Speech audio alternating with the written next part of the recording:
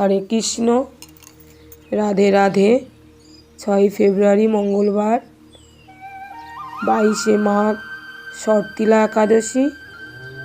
এই শর্তিলা একাদশীর পারণ 7 ফেব্রুয়ারি বুধবার, 23শে মাঘ সকাল 6টা 19 থেকে 10টা 1-এর মধ্যে, আর বাংলাদেশের সময় অনুযায়ী 6টা 44 থেকে 10টা 14-এর মধ্যে।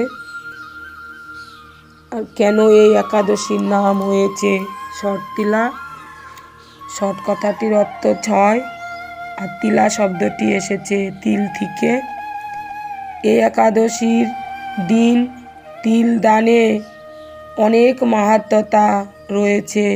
শট মানে 6, তিল দ্বারা 6 প্রকার কার্য করা যায়, তাহলে সর্বপাপ থেকে মুক্ত হওয়া যায়। এই 6 প্রকার কার্য কি কি? তিল শরীরে ধারণ করা এবং তিল দ্বারা চান করা, তিল দ্বারা ভগবানের অর্চন করা, তিল দান করা, তিল ভোজন করা, আর তিল দিয়ে পিতৃপুরুষের নামে তর্পণ করা। এই 6 কার্য করলে সর্বপাপ বিনষ্ট হয়ে থাকে। এর জন্য এই একাদশীর নাম শর্তিলা। আর এই শর্তিলা একাদশীর মাহাত্ম্যতা, মাঘ মাসের কৃষ্ণপক্ষের শর্তিলা একাদশীর মাহাত্ম্যতা ভবিষ্যৎ পুরাণে বর্ণিত আছে। যুধিষ্ঠির মহারাজ বললেন, হে জগন্নাথ, মাঘ মাসের কৃষ্ণপক্ষের একাদশীর তিথির নাম কি, বিধি বা কী, এবং তার কি ফল, সবিস্তারে বর্ণনা করুন। তদুত্তরে ভগবান বললেন, হে রাজন, এই একাদশী শর্তিলা নামে জগতে বিদিত। এক সময় দাল্লভ্য ঋষি মণিশ্রেষ্ঠ পুলকস্থকে জিজ্ঞাসা করলেন, মর্ত্য লোকে মানুষেরা ব্রহ্মা হত্যা, গোহত্যা, অন্যের সম্পদ হরণ আদি পাপ কর্ম দ্বারা নরকে গমন করে, যাতে তারা নরক গতি থেকে রক্ষা পায়, তা যথাযথভাবে আমাকে উপদেশ করুন। অনায়াসে সাধন করা যায় এমন কোনো কাজের মাধ্যমে যদি তাদের এই পাপ থেকে উদ্ধারের কোনো উপায় থাকে, তবে তা বলুন। ঋষি পুলকস্থ বললেন, হে মহাভাগ, তুমি একটি গোপনীয় উত্তম বিষয়ের প্রশ্ন করেছ। মাঘ মাসের সূচি জিতেন্দ্রিয় কাম ক্রোধ আদি শূন্য হয়ে চানের পর সর্ব দেবেশ্বর শ্রীকৃষ্ণের পূজা করবে। জগতে পূজাতে কোনো বিঘ্ন ঘটলে কৃষ্ণ নাম স্মরণ করবে। রাত্রিতে অর্চনা অন্তে হোম করবে। তারপর চন্দন, অগরু, কর্পূর ও শর্করা প্রভৃতি দ্বারা নৈবেদ্য প্রস্তুত করে ভগবানকে নিবেদন করবে। কুষ্মণ্ডু, নারকেল অথবা 100 গুবাগ দিয়ে অর্ঘ্য প্রদান করবে। কৃষ্ণ কৃষ্ণ কৃপালোস্তম গতিনং গতিভব ইত্যাদি মন্ত্রে শ্রীকৃষ্ণের পূজা করতে হয়। কৃষ্ণ আমার প্রতি প্রীত হন বলে যথাশক্তি ব্রাহ্মণকে জল পূর্ণ কলস, ছত্র, বস্ত্র, পাদুকা, গাভী ও তিল পাত্র দান করবে। চান দানাদি কার্যে কালো তিল অত্যন্ত শুভ।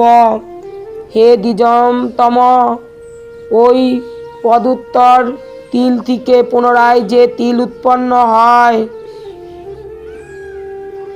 তত বছর ধরে দানকারী স্বর্গলোকে বাস করে।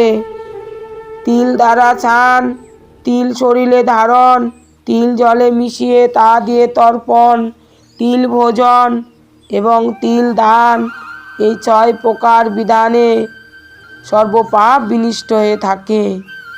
এই জন্য এই একাদশীর নাম শর্তিলা। হে যুধিষ্ঠির, এক সময় নারদ ও এই শর্তিলা একাদশীর ফল ও ইতিহাস সম্পর্কে জানতে চাইলে যে কাহিনী আমি বলেছিলাম তা এখন তোমার কাছে বর্ণনা করছি। পুরাকালে মর্ত্যলোকে এক ব্রাহ্মণী বাস করত। সে প্রত্যহ ব্রত আচরণ ও দেব পূজা পরায়ণ ছিল। উপবাস ক্রমে তার শরীর অত্যন্ত ক্ষীণ হয়ে গিয়েছিল। সেই মহাসতী ব্রাহ্মণী অন্যের কাছ থেকে দ্রব্যাদি গ্রহণ করে দেবতা ব্রাহ্মণ কুমারীদের ভক্তি ভরে দান করত, কিন্তু কখনো ভিক্ষুককে ভিক্ষা দান ও ব্রাহ্মণকে অন্ন দান করেনি। এইভাবে বহু বছর অতিক্রান্ত হলো। আমি চিন্তা করলাম, কষ্টসাধ্য বিভিন্ন ব্রত করার ফলে এই ব্রাহ্মণীর শরীরটি শুকিয়ে যাচ্ছে। সে যথাযথভাবে বৈষ্ণবদের অর্চনাও করছে, কিন্তু তাদের পরিতৃপ্তির জন্য কখনো অন্ন দান করেনি। তাই আমি একদিন কাপালিক রূপ ধারণ করে তামার পাত্র হাতে নিয়ে তার কাছে গিয়ে ভিক্ষা প্রার্থনা করলাম। ব্রাহ্মণী বলল, হে ব্রাহ্মণ, তুমি কোথা থেকে এসেছ, কোথায় যাবে তা আমাকে বলো। আমি বললাম, হে সুন্দরী, আমাকে ভিক্ষা দাও। তখন সে ক্ষুব্ধ হয়ে আমার পাত্রে একটি মাটির ঢেলা নিক্ষেপ করল। তারপর আমি সেখান থেকে চলে গেলাম। বহুকাল পরে সেই ব্রাহ্মণী ব্রতর প্রভাবে সশরীরে স্বর্গে গমন করল। মাটির ঢেলা দানের ফলে একটি মনোরম গৃহ সে প্রাপ্ত হল। কিন্তু হে নারদ, সেখানে কোনো ধান ও চাল কিছুই ছিল না।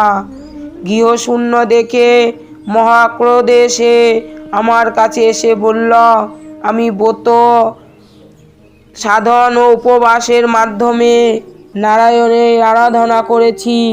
এখন হে জনার্দন, আমার গিয়ে কিছুই দেখছি না কেন? হে নারদ, তখন আমি তাকে বললাম, তুমি নিজ গৃহে দরজা বন্ধ করে বসে থাকো। মর্ত্যলোকে মানবী সশরীরে স্বর্গে এসেছে শুনে দেবতাদের পত্নীরা তোমাকে দেখতে আসবে, কিন্তু তুমি দরজা খুলবে না।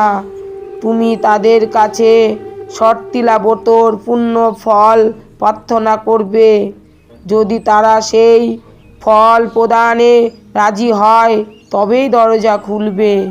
এরপর দেবপত্নীরা সেখানে এসে তার দর্শন প্রার্থনা করল। শর্তিলা ব্রতর ফল পেলেই কেবল সে মানবী দর্শন দেবেন জেনে তাদের মধ্যে এক দেবপত্নী তার শর্তিলা ব্রত জনিত পূর্ণ ফল তাকে প্রদান করল। তখন সেই ব্রাহ্মণী দিব্যকান্তি বিশিষ্ট হল এবং তার গৃহে ধন ধান্য ভরে গেল। দ্বার উদ্ঘাটন করল। দেবপত্নীরা তাকে দর্শন করে বিস্মিত হল। হে নারদ, অতিরিক্ত বিষয় বাসনা করা উচিত নয়। বিত্ত শ্রেষ্ঠ অকর্তব্য। নিজ সাধ্যমতো তিল, বস্ত্র ও অন্ন দান করবে। শর্তিলা ব্রতর প্রভাবে দারিদ্রতা, শারীরিক কষ্ট, দুর্ভাগ্য প্রভৃতি বিনষ্ট হয়।